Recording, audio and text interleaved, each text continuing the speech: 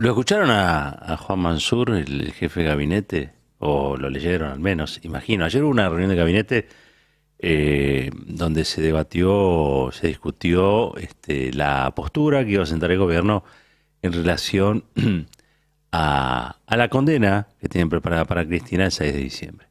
Y hubo un respaldo, digo, salió el gobierno a respaldar a la vicepresidenta, lo cual es lógico, casi diría yo imposible de eludir la responsabilidad del gobierno. El gobierno tiene que defender a su vicepresidenta, es casi una obviedad. Pero después hizo unas declaraciones Mansur que a mí me llamó la atención, porque dijo, creo en la inocencia de Cristina, dijo Mansur.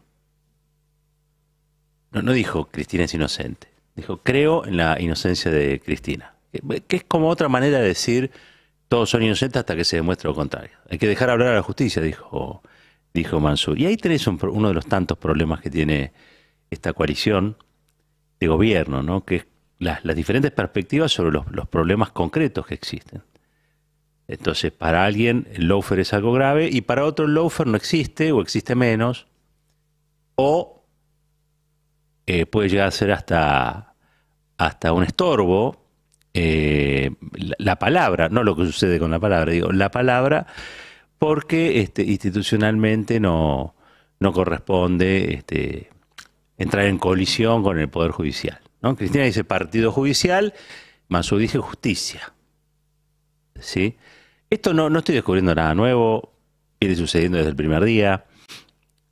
No necesariamente esto es malo, una coalición expresa a diferentes sectores, pero por un lado tenemos a la vicepresidenta del país señalando la gravedad institucional que tiene el funcionamiento y el papel que cumple este partido judicial debilitando la democracia, lo cual es un escenario muy complejo y muy malo para la democracia. Y por el otro, bueno, sectores mismos de la coalición que eso no lo ven así, no es tan terrible, sería, no es tan tremendo como dice la vicepresidenta. Por lo tanto, allí hay un gobierno, y lo hemos visto, que es como que se persigue la cola todo el tiempo, ¿no? Teniendo la posibilidad de potenciarse, de acordar, no, es como que los matices y diferencias parecieran ser los que ganan a veces la partida. Quería traerlo este tema porque para mí no es menor lo que va a suceder el martes que viene. Imagino que muchos de los que están escuchando y muchas de las que están escuchando compartirán conmigo, así me lo hacen saber, sobre todo a través de los mensajes, los chats y en la calle misma. El 6 de diciembre se va a condenar a un inocente. El 6 de diciembre el partido judicial va a dar un golpe eh, que no es un golpe definitivo, es un golpe en proceso, pero va a dar un golpe. Y la verdad es que ayer hablábamos, ¿no?, con el Tano Catalano, el secretario general de ATE, y el secretario general de ATE dijo, si la condenan a Cristina, nosotros vamos a parar. Vamos a tratar de que la mayor parte del Estado pare. Y a mí me interesa discutir esto porque el paro que propone Catalano es un paro político, no es un paro por salario. De fondo, todo salario es político. Después me ocupo del asunto, pero quiero decir, el Tano Catalano, secretario general de ATE, un tipo que estuvo en la resistencia en la primera línea contra el macrismo, ¿sí? Un tipo joven, del nuevo sindicalismo, un sindicalismo que no está atado a las viejas prácticas. Lo que plantea es un paro político. Es un paro político en respuesta a la acción del partido judicial, más allá de las reivindicaciones gremiales típicas, características, salarios, condiciones de trabajo, etcétera, que tiene el mundo laboral. Y eso yo lo quería destacar, porque para mí uno de los grandes problemas que está teniendo la Argentina también es la despolitización de sus males. Se aborda la economía como si fuera matemáticas y se la despolitiza. Se aborda lo que sucede con Cristina como si fuera un asunto entre privados. Cristina y algunos sujetos del Poder Judicial, como Mansur, ¿no?, que dice eso o algo parecido. O sea, se despolitizan los conflictos. Al despolitizar los conflictos, los únicos conflictos válidos, y hasta ahí nomás, en el marco de este ajuste que vivimos, es los conflictos por salario. Entonces nosotros vemos un montón de conflictos por salario. Todos justos, recontra justos, recontra legítimos, recontra necesarios. Si no hubiese conflicto por el salario, imagínense dónde estarían los salarios. ¿No? Digo, si hay algo que todavía defiende algo del poder adquisitivo diezmado por el macrismo y también por las recetas de ajuste que impuso el Fondo Monetario, bueno, uno puede decir que el salario estaría todavía mucho peor. Pero es el conflicto, es la organización para confrontar lo que hace que el salario todavía no se haya despedazado. ¿Mm? Es cierto que cayó muchísimo. Pasamos de ser el país de América Latina con Cristina, con el salario más alto, medido en dólares, a casi ser uno de los más bajos. Casi ser uno de los más bajos. Ustedes, digo, vayan a Montevideo y se van a dar cuenta de lo que vale hoy el salario argentino en comparación con lo que sucede en Uruguay, por ejemplo, ¿sí? O lo mismo pasa en Chile, o lo mismo pasa en Brasil, o lo mismo pasa en Paraguay. El poder adquisitivo medido en dólares, que es como la moneda que de alguna manera es homogéneo, digamos, ¿no? Lo que produce en la región en materia económica, vamos a ver que nuestros salarios se han depreciado de una manera escandalosa. Escandalosa. Y eso no es azar, ¿eh? Esa depreciación del salario fue una política. Una política concreta donde los grupos dominantes de este país decidieron que el salario medido en dólares más alto de América Latina les complicaba su rentabilidad o les permitía ganar menos, con lo cual había que destruir el salario. ¿Destruir el salario para qué? Para acumular más ellos, digo, porque lo que no está en un lado está en el otro. ¿Sí? Lo que te cayó de salario a vos es incremento de la renta de los grupos empresarios más concentrados, que tienen un poder inmenso. Pero aparte del poder inmenso, lo que tienen es el miedo de la clase política a confrontar con ese poder inmenso. Y eso realmente es mucho más grave.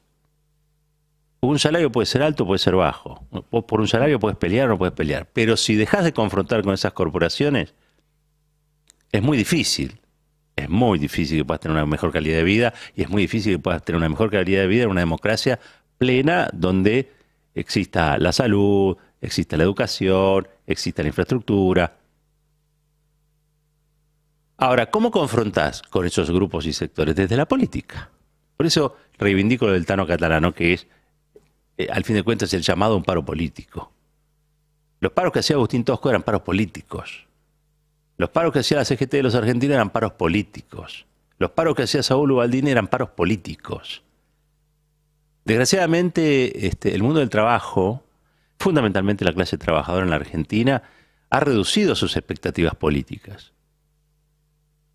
Los reclamos que hace generalmente son por salario. Y ahí termina el horizonte de sus reivindicaciones.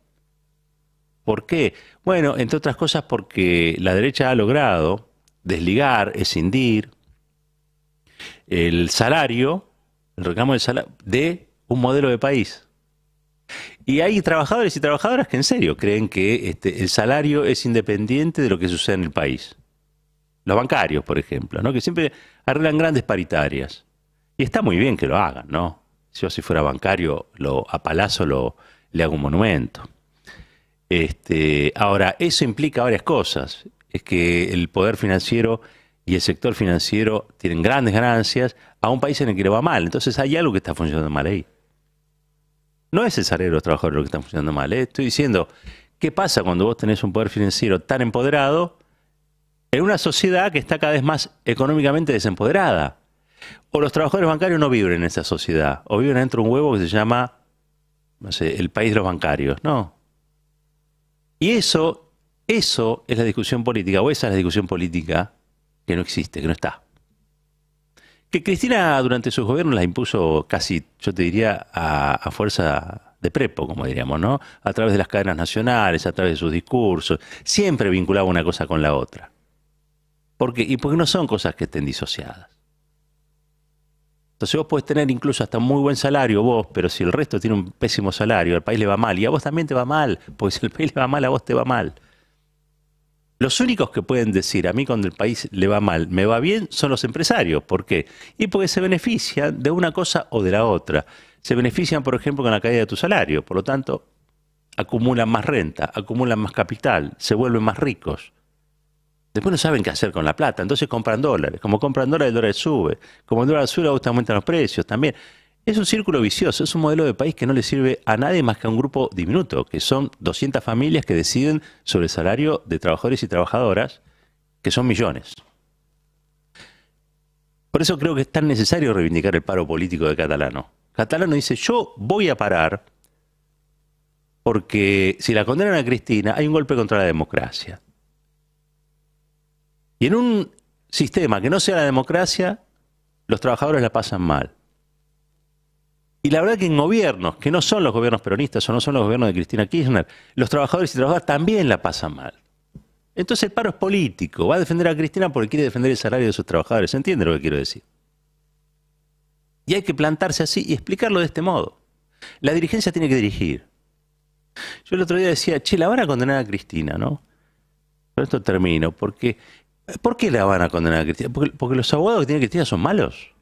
Son técnicamente precarios. ¿A usted les parece que Beraldi es un capo? Es un genio. ¿Sí? Ubeira, Dalbón, ¿ustedes creen que no saben de derecho y que por eso la van a condenar a Cristina? No, la van a condenar a Cristina porque hay una decisión para condenarla. ¿Saben cómo se llama esa decisión? Decisión política del partido judicial, del macrismo y de cierta embajada para que Cristina Kirchner se corra del medio y puedan hacer negocios con el litio, con el gas y saquear a la Argentina nuevamente. Que Argentina nunca ose enfrentar a las potencias del norte y fundamentalmente al sistema financiero internacional. Que nunca jamás haya un país que se plante, por ejemplo, contra los fondos buitres. Eso es lo que están tratando de remover con Cristina. Ahora, cuando Argentina hacía eso, gracias a Cristina, tu salario estaba mejor, tus ingresos eran mejores y tu vida, en lo que hace a la materia de las cosas, era mejor. Espiritualmente, vaya uno a saber. Pero en lo material estábamos mejor. Por lo tanto, hay que volver a hablar de política en los ámbitos de trabajo. Hay que volver a hablar de política en todos los lugares donde se junte gente. Cuando uno piensa por qué se hacen campañas contra la política, los políticos creen que es contra ellos, ¿no? Que hay como una especie de perversidad de los monopolios contra la política. No, es contra la política, muchachos, no contra ustedes. Y la política es algo de la gente. No es solamente de los políticos. Cada vez que la política se vuelve cosa de los políticos, se vuelve aburrida y conservadora.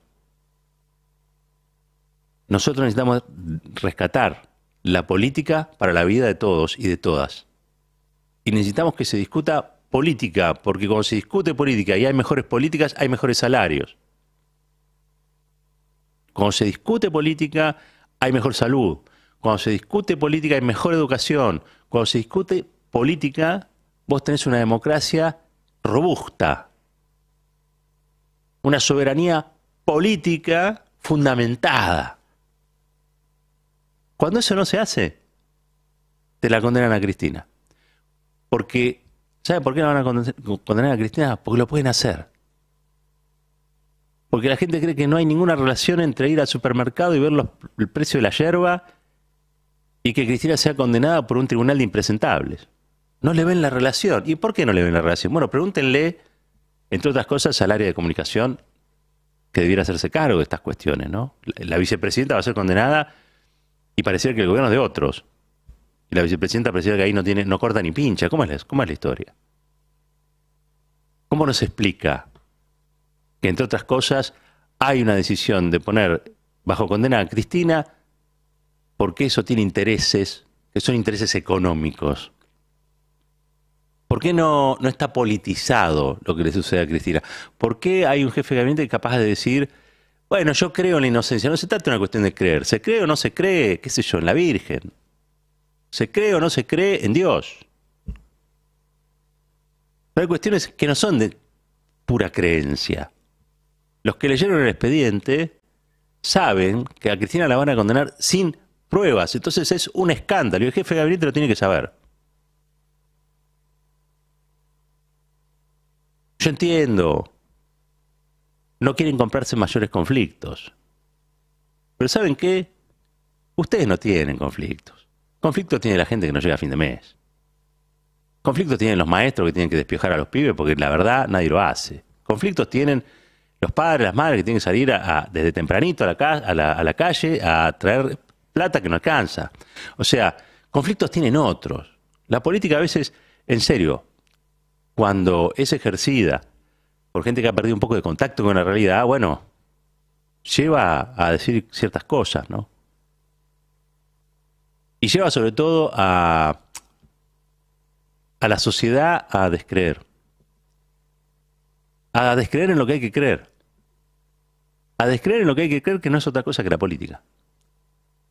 Porque si hay algo que va a resolver los problemas que tenemos, no es convertirnos en un rebaño manso que acepta las cosas como son. Cristina va a ser condenada, entre otras cosas, porque la gente cuando es capaz de tomar una empresa o salir a la calle o lo que sea por salario, pero no hacerlo por Cristina, hay que hacerlo por Cristina. Yo me acuerdo cuando hubo un levantamiento cara pintada. Y con esto cierro, una anécdota. Levantamiento cara pintada, creo que era el de Aldo Rico. En ese tiempo existía una federación universitaria, la federación universitaria tomó todas las universidades. Existía también una organización de estudiantes secundarios, bueno, bajo la línea de tomar las escuelas, las que se podían tomar, se tomaban las escuelas. Todo pacífico, ¿eh? Todo pacífico. No se rompía nada, no se agredía a nadie, simplemente era estar en el lugar de trabajo, o en el lugar de estudio en este caso. También allí la CGT, convocando a una movilización, estado de alerta y movilización, los que podían tomar una empresa, tomaban la empresa, poniendo un cartelito, después se seguía trabajando, tampoco hay que pensarlo en términos tan... Pero bueno, eso fue una asonada del partido militar que pretendía erosionar el gobierno de Alfonsín para arrancarle leyes de impunidad, cosa que finalmente lograron, ¿no? Bueno, ahora el que se revela es el partido judicial. Los carapintadas actuales son estos jueces impresentables, ¿sí? Que comparten equipo de fútbol, que se mofan de todos y que van a condenar a un inocente sin pruebas. ¿Qué estamos haciendo nosotros para que eso no ocurra? Bueno, eso es lo que tenemos que pensar. Ya pensarlo es politizar el tema. Y tomo de vuelta al Tano Catalano. Ese paro político es un paro que comprende lo que está ocurriendo. Y pareciera que hay otros que no comprenden del todo lo que está ocurriendo. Y es ahí donde se ve más que nada el vacío que hay. Y el vacío que nadie llena, salvo Cristina cada vez que habla. Pero claro, como la dejamos sola a ella para que explique estas cosas, entonces la van a condenar.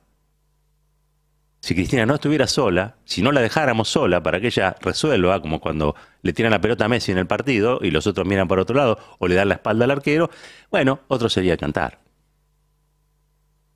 Entonces no hay que rasgarse la vestidura de que, ay, ¿qué va a pasar? Qué terrible. Miren, todo se construye. La salida del horrible también es una construcción. Así como se construye lo horrible. Hay que volver a hablar de política. Hay que volver a hacer las cosas por la política. Hay que dejar de pensar que cada uno tiene una historia individual y que no se conecta con la de los demás. O somos una comunidad o no somos nada. Y si somos una comunidad organizada, entonces podemos pensar en futuro. Si no, nada vale la pena. Un país unido por la radio. 107.3. Nuestra radio.